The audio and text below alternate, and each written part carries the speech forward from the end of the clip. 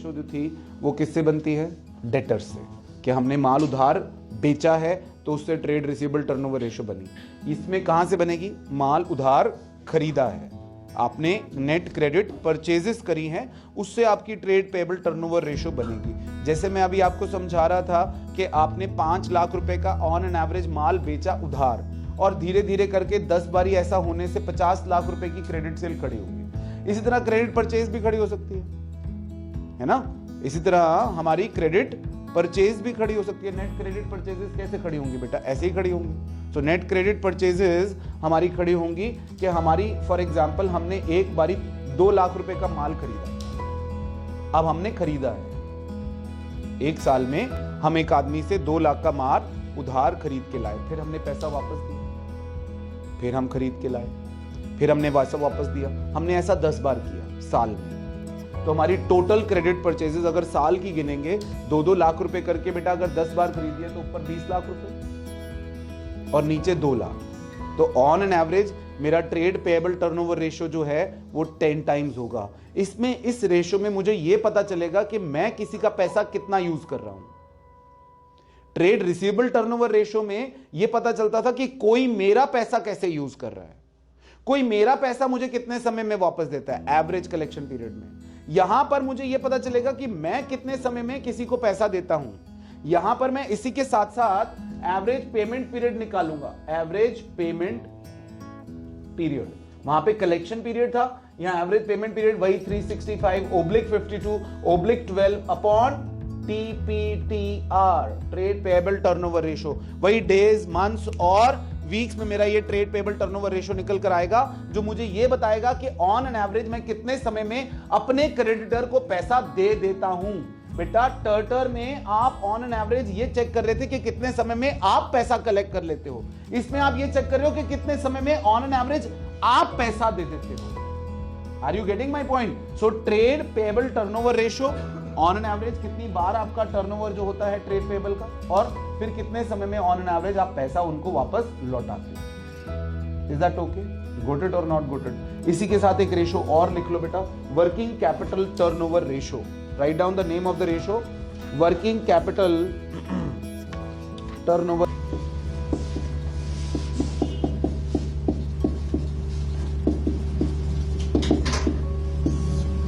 Working capital turnover ratio is equal to WCTR is equal to revenue from operations oblique net sales upon में working capital.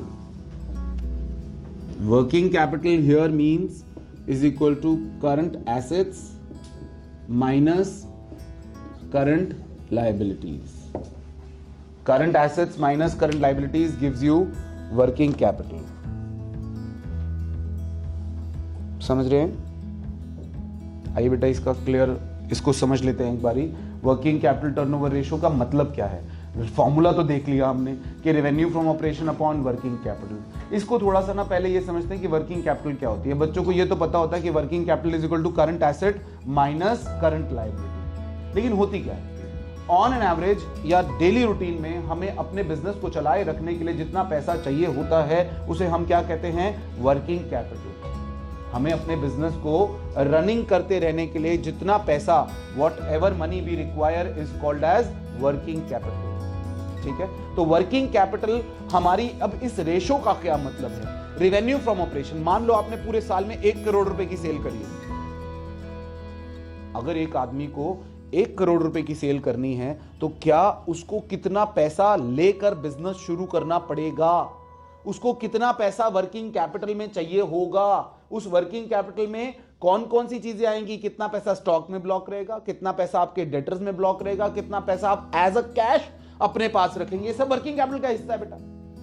आप समझे ना मेरी बात को?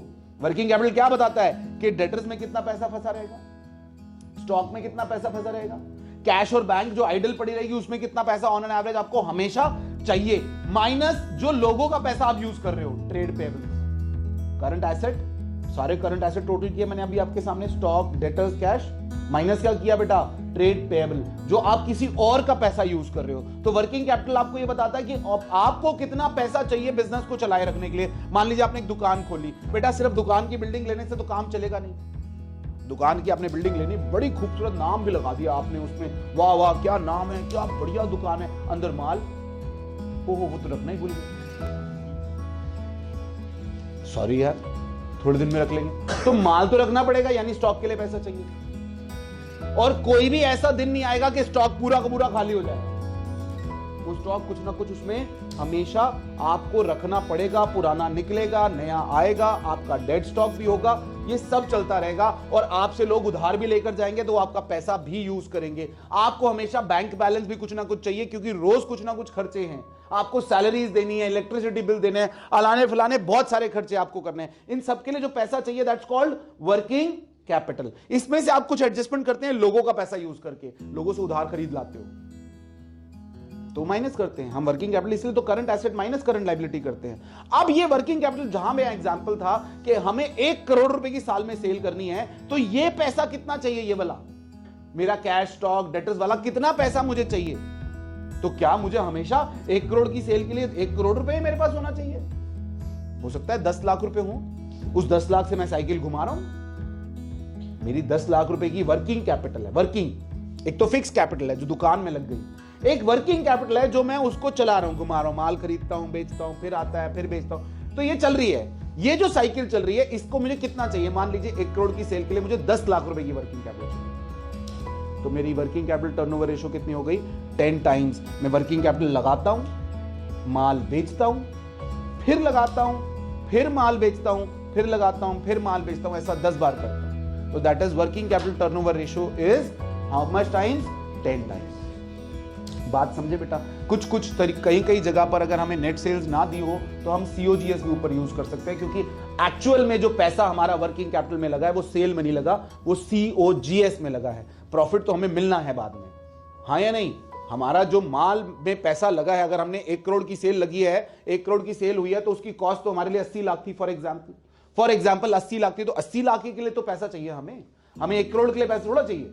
सोच के देखो, 1 करोड़ का तो हम बेचेंगे, अगर 80 लाख की उसकी कॉस्ट है तो हमें पैसा किसके लिए चाहिए, कॉस्ट के लिए चाहिए। तो ऊपर कभी कभी सीओजीएस से भी हम फॉर्मूले से आंसर निकाल सकते हैं। Is that okay? Got it और नॉट? Working capital turnover